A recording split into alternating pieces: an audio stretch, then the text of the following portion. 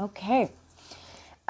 So in the first video, I just talked about energy levels for projectors, what type of energy, gave you some journaling prompts and things to look at, and 3 ways to kind of increase your energy.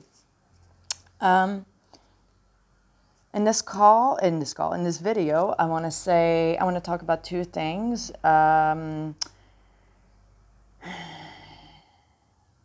This came from a 5-1 projector, and I am a 5-1 projector, but I'm sure it can apply to other projectors. So the person was seeking knowledge, okay? They have a burning question. They want to know about something.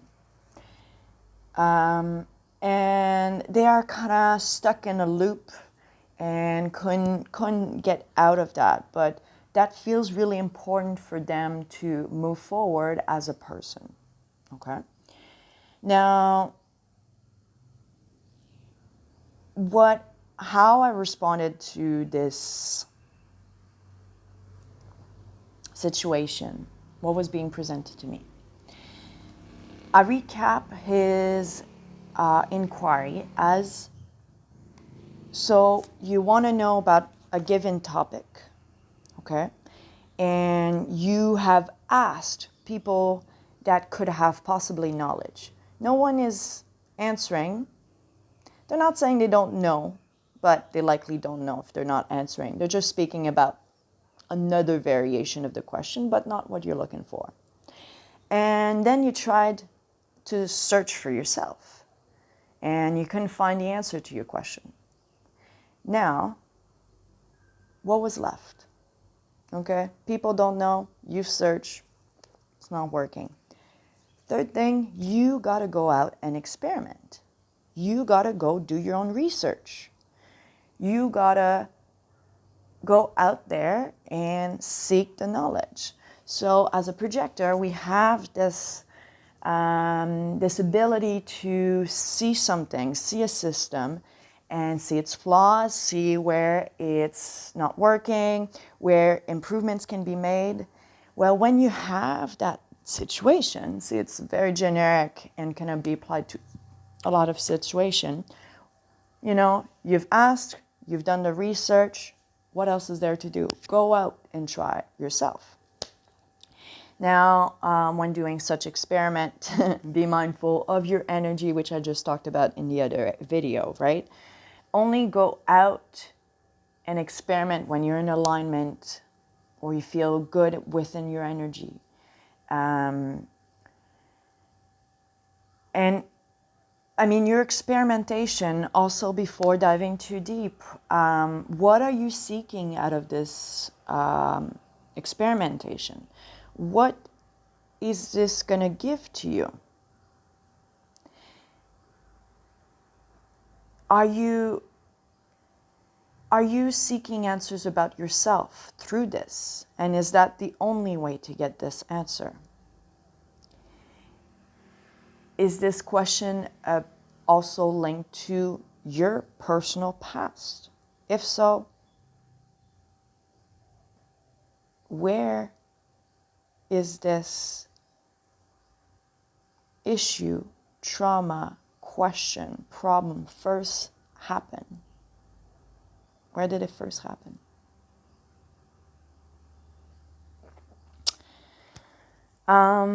Moving on to the second topic of this video. During this pandemic, things have changed a lot for a lot of people, our day-to-day, and we may feel a lot more alone.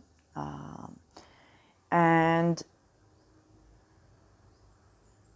some people really enjoy that feeling, some people don't.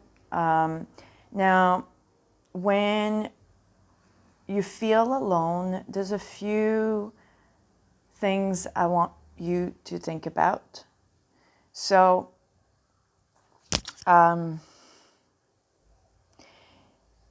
if feeling alone brings up feelings for you. It is important to explore those feelings. So, why do you feel alone? What step have you taken to create connections with your friends or family?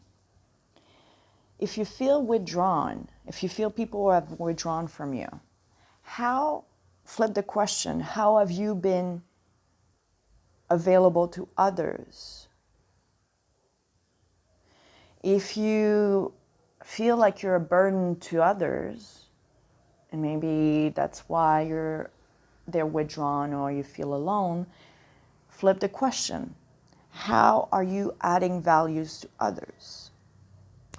Now, projectors, I feel there's a big sense of servitude. Is that a word? I think it's a word.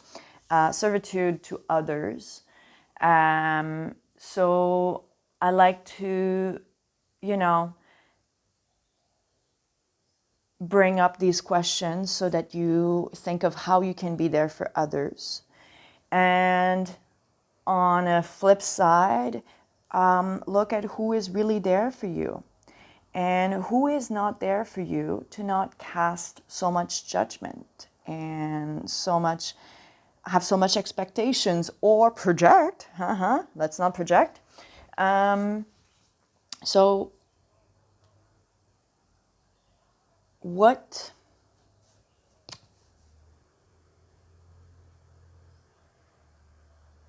sorry, I'm processing everything.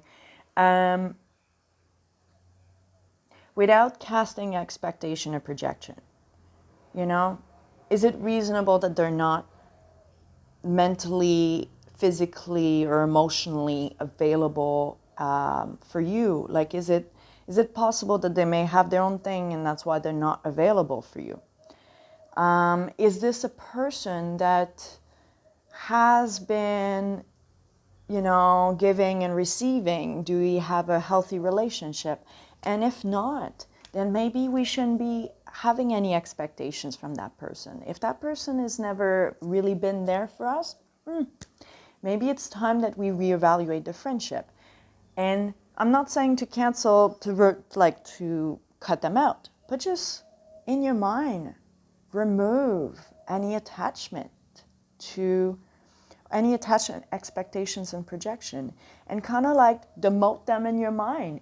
I see it like there's me, and then around me there's a circle of close friends, and then around this circle there's another bigger circle, okay, and then a bigger circle. So you can move people within these range, and it is expected that throughout a lifetime or the lifetime of your friendship with this person, they'll be, they will bounce, and that's okay.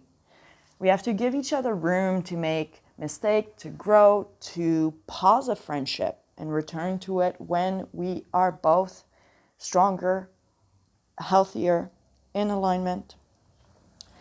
And as a last thing, do you feel that you always have to explain yourself? Do you need to explain yourself?